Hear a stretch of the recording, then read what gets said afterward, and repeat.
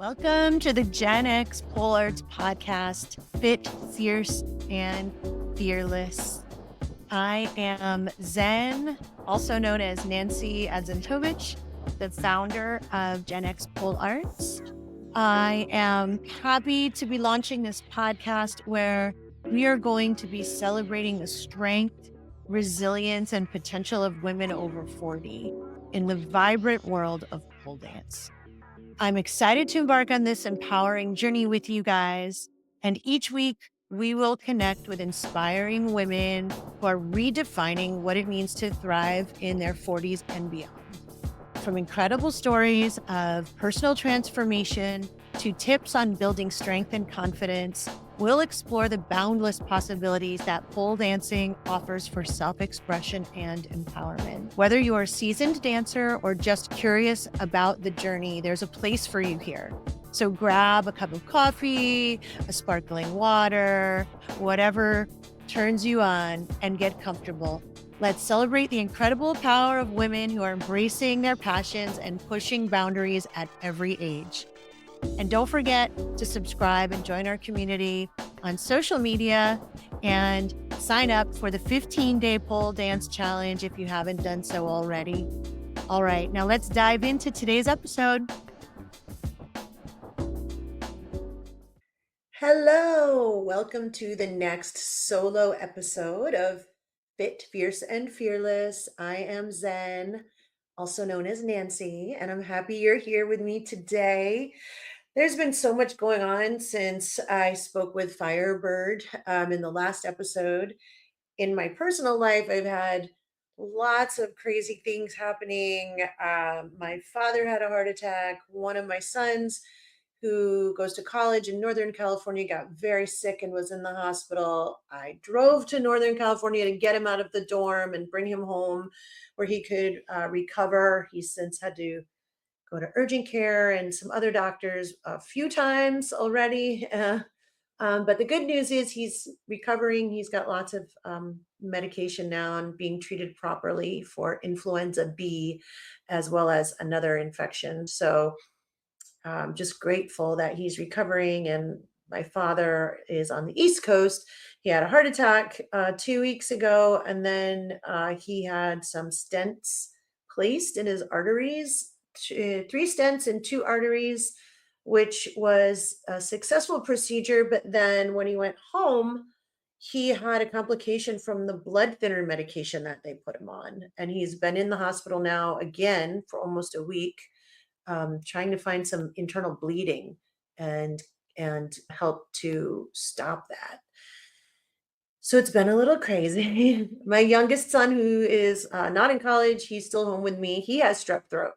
And while I was in Northern California picking up my other son, I got the call from my youngest that he felt sick and thought it was strep throat. And so thankfully, I am so grateful to my pole sisters and my pole community, because when I needed somebody to take my child to urgent care for a strep test, guess what?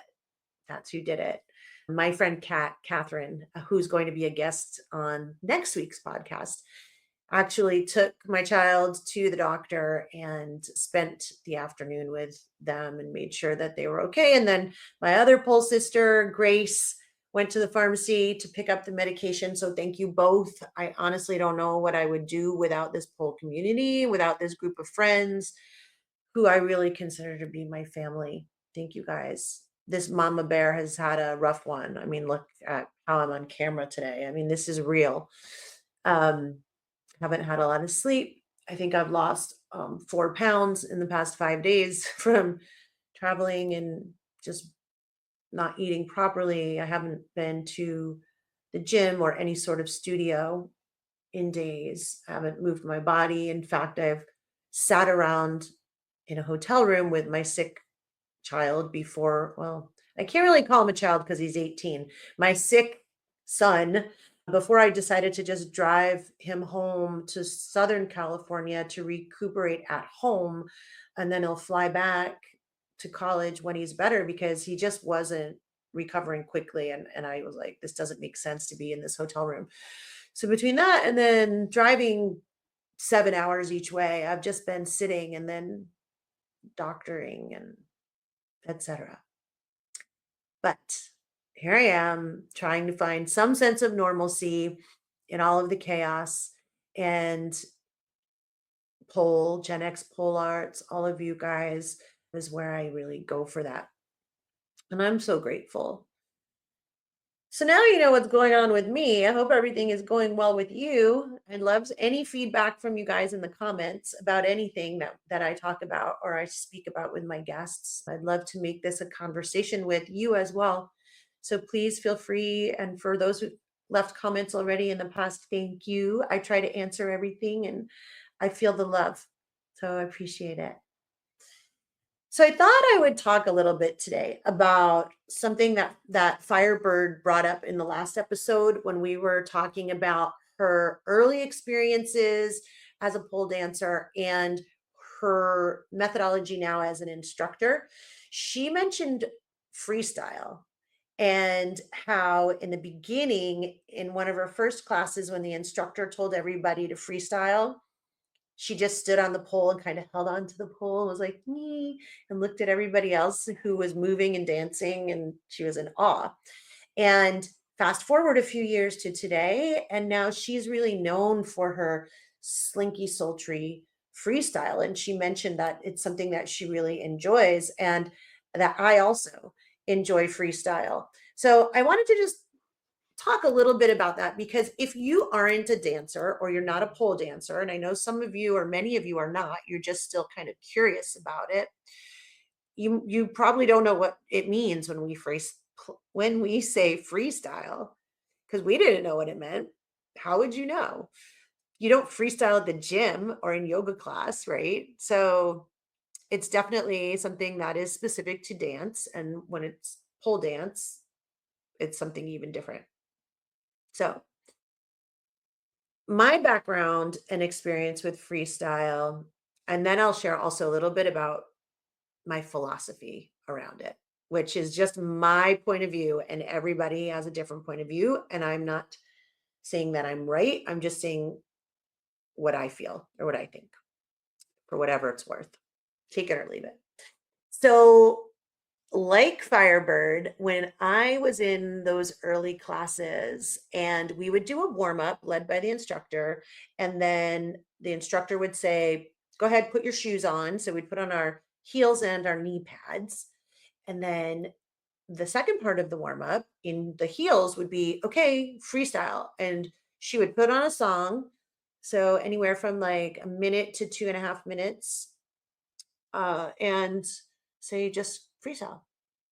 And it was like, what do I do? Because when you're a new dancer or a new pole dancer, you don't have the vocabulary, the dance vocabulary in your mind and your body. You just haven't done enough. So you don't really know what moves are available. Like how do you combine things? You might know how to do two things, like walk around the pole. Maybe you could do around the world. You can shake your butt, it's like a hip roll, a body wave, maybe. Maybe you could do a fireman spin. So it really just means to move your body. It means to let go of the outside world. It means to get out of your head and listen to the music and feel the music and let your body do what it wants to do. So getting out of your own way. And that is a big part of dance in general and movement in general. And the free in freestyle can be interpreted in a lot of different ways. The way I'm thinking about it right now as I'm talking is freedom from judgment, internal judgment, from expectations. You don't want to have expectations about what your movement should look like. You want to be free from even thought and just drop into your body and let your body feel what it wants to feel. And you feel it from the inside and allow it to just move and do what it wants to do. You feel the music, and you are free to be in that moment however you want to be. Freestyle can be slow, fast. It can have a lot of movement. It can have only a couple of movements. It can be anything. So it's for me, it is a freeing and liberating exercise because when do we give ourselves in life an opportunity to just allow our bodies to do what they want to do? Maybe when we go to bed at night and we're asleep and half conscious and we roll around in bed and our body gets in whatever position is most comfortable and we're not aware. So we're not like controlling where our body's going while we're asleep consciously. Other than that, I don't really know. Like when we're sitting, we're trying to sit straight or we're trying to sit so we can like see the screen or hear somebody talking, right? We're trying to do things with a purpose. We're laying on a couch watching TV. We want to be at the right angle. There's no glare on the screen, right? It's all thought based. It's not just allowing our body to move through space and time in a way that feels right to our body. And that's really what freestyle should be about. And I remember I did take a dance class in college instead of a PE class. And I remember the professor defined what we were doing as simply moving our body through space and time. And when she said that, it unlocked something in my brain because I had always, as a non dancer, thought of dancing as specific moves. You need to do dance moves. Even in the 90s, going to a club, there was like dance moves we did, the running man and the cabbage patch, and I don't know, the things we did, but it was specific moves a lot of the time. So I thought to be a dancer, you needed to know the right moves. And the way she instructed us was it's not about the moves, it's about moving through space and time in an intentional way. And whether the intention is to be free and allow your body to go, whether the intention is to flow with the music, if the intention is to convey a specific emotion or to feel something specific, that's up to you. The audience doesn't know or the viewer doesn't know. It's up to you to maybe set an intention or not. The intention could be to be free, free from intent. Just see what happens. That's like ecstatic dance. That's another thing that I've done a few times and I think is really liberating and cool. Nothing at all to do with pole or formal dance. That is truly just like free flow. Think of like Grateful Dead and how people dance at dead shows, right? You just literally just let your body go. So freestyle and pole dance, we do want to incorporate things that we are learning. It's an opportunity for us to see what comes out after all of the classes and training that we've done over time. So freestyle at the end of class, which also is something that's common, can be used to review for yourself the things you just worked on during a class. It could be tricks, it could be a combination, it could be floor moves, it could be whatever the class was about. And maybe you're working on some combos or tricks at some point in time and you didn't do them in class, but here's an opportunity for you to try to work what you've been working on into your freestyle. How does that come out when you're just allowing it to come out in a dance versus drills or conditioning? For me, that's where I can get myself tripped up and I get in my own way because I overthink it. I can find myself getting caught in like, well, I know so many tricks. Why don't any of them ever come through in my freestyle? I do the same four things all the time. And that's typical. Everybody has a combo or moves that they default to time and again, and that's okay. And that I believe that becomes part of your signature style. Those things feel good in your body, those things look good on your body, you feel comfortable and confident executing them. So it's okay if you do them over again. I think that's how we perfect things by repetition. And once it's in your body that way, where it just comes out on its own, that's a form of mastery.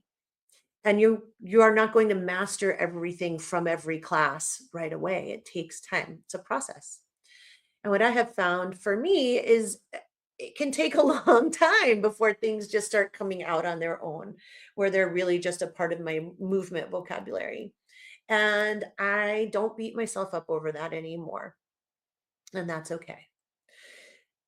I actually did a competition, my second pole sport organization competition. That's PSO, polesport.org. You can look them up. They are the national, and I think they have international as well, competition body in the US, probably the most popular. They're not the only one, but they're the most popular. There are many different age groups, different categories and levels based on your years of training or your skill level, etc. So the second year that I competed in the free dance category.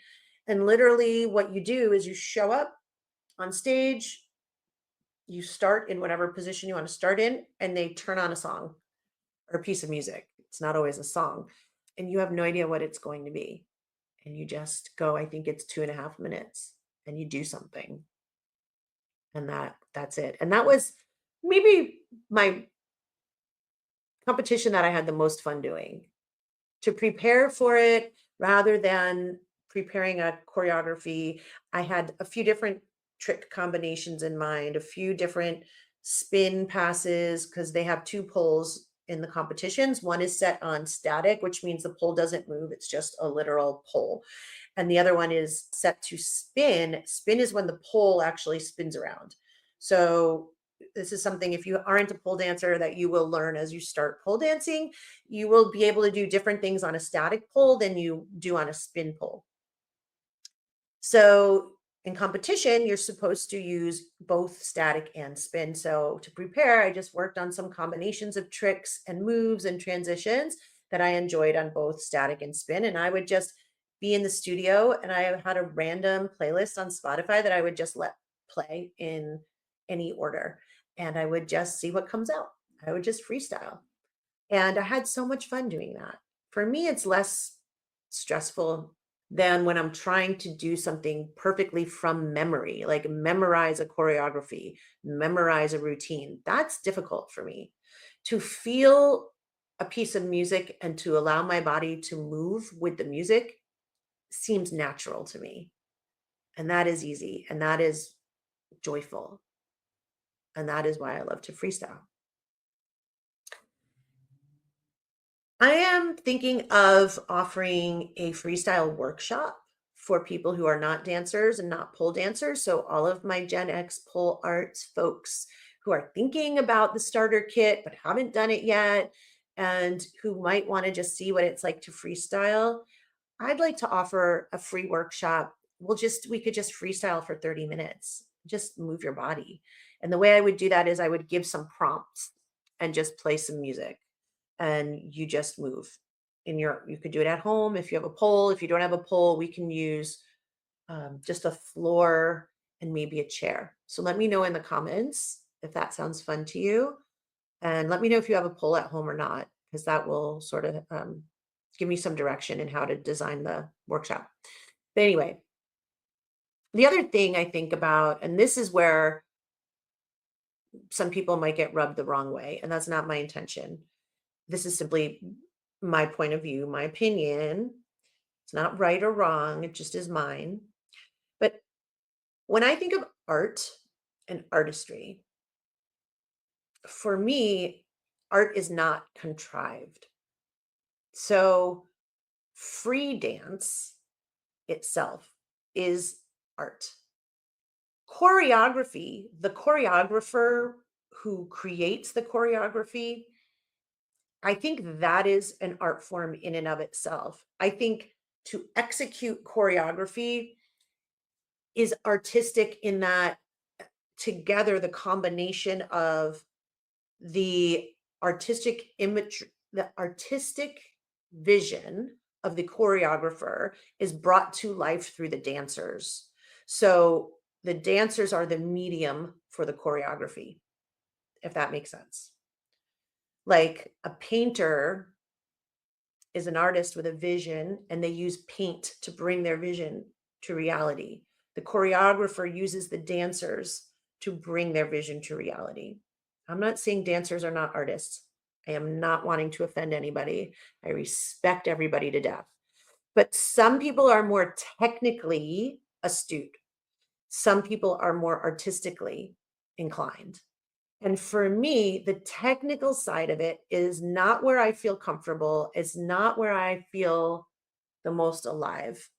For me, it is the getting out of my way, the not thinking about it, and just feeling into it and creating something in the moment.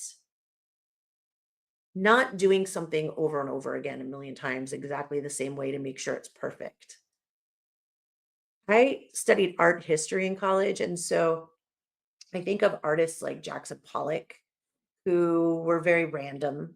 Obviously, Jackson Pollock just like dribbled paint on these massive canvases, and however the paint came out, that was his art. And it wasn't about, oh, this is wrong. I need to, go back and do this side over, and this drip is in the wrong spot. It was actually the randomness that created the art for him. And that's sort of how I think. Like, it's the mistakes, it's the foibles, the fumbles, it's the way that something just comes out in that moment that really feels alive and organic and beautiful. And I love that. And it also releases you from trying to be perfect, from thinking you need to be perfect in order to be a dancer or an artist. You don't. You don't at all. That's not what it's about. It's about moving your body through time and space, to quote my college professor from Southern Connecticut State University, probably 1990, who said that. So I invite you to try it. Freestyle at home. You don't need anybody to tell you anything. If we do a workshop, it's going to be prompts, and prompts are things like, think about, imagine you are dripping like honey. Imagine you are moving through pea soup. Imagine that it's a foggy day. It's just things to kind of give you a little bit of context so that when you're moving your body, you can be like, you can feel like it's not all having to come from you. Again, the prompts relieve some of the pressure and allow you to find different patterns of movement and different pathways in your body. It could be, you know, think about levels. You need to move up and down and in between. You're not allowed in this freestyle to just stand up tall the whole time, right? So that would encourage you to explore ways to get closer to the floor. It could be a prompt like, everything has to be connected and there should be no way to detect from one movement to the next that you're transitioning. So that would be more about flowing. How can you flow in a way that there's no jerkiness, or like showing that you're thinking about, should I do this? Should I do this now? Not necessary, but it kind of makes it like a game. I would love to hear what you think about freestyle as a pole dancer. And when you're doing pole, you can have tricks in your freestyle or not. You can do a freestyle combo. I think a trick combo for me, a freestyle trick combo for me would be really difficult. When I do tricks still, I feel like I need to know a combo. Like, I need to know which tricks I'm going to do and how I transition between them before I do it. I don't have the mental comfort with tricks where I can just allow myself to just do tricks on the pole and not think about it. And I think because for me, I have a little bit of fear still when it comes to a lot of tricks, because I have fallen once. But I don't know. I guess I never really thought about tricks as free flowing that way. So this is an area that I really need to investigate for myself and perhaps work on and see if I can change that. Because why not? The pole is my apparatus that I love. I can feel as comfortable climbing up and doing a trick combo that brings me down the pole as I can as doing base work around the bottom of the pole with low tricks. But I haven't allowed myself to go there yet. So there's a challenge for me. What do you guys think? Okay, I'm sure that I will talk more about freestyling as well as other ways to explore movement and different styles with some of my guests in the coming episodes. I hope you guys are enjoying these guests because these women are extraordinary. I am going to invite a male friend who is a beautiful pole dancer and musician to join me as a guest as well. I know I talk a lot about women, but there's plenty of men who also pole dance and are beautiful artists, and I don't want to exclude them from anything I do, but I do feel an affinity and a need to really support women in my generation and in my age group in this area because we just don't get a lot of support from society. So I want to champion you. Okay, I think that that's it. If you feel like moving your body, go move your body. Stand up right now, shake it out, shake it out, shake it out. Just let it go. Let it go. I might just go do that now. All right, I love you. Thank you for watching, and I'll see you next time. Until then, be well. Thank you for joining me on this episode of Fit, Fierce, and Fearless, powered by GenX Pole Arts. I hope you feel inspired by the incredible stories of strength and resilience that we shared today. Remember, it's never too late to embrace your potential and unleash your passion. If you enjoyed this episode, please, I would appreciate it if you would take a moment to subscribe, rate, and leave me a review. Your support really helps me to continue to uplift and empower women over 40 in our pole dance community and beyond. Don't forget to connect with me on social media for more inspiration and updates. I'd love to hear your stories and share in your journey. So until next time, keep dancing, keep shining, and remember that your strength knows no age.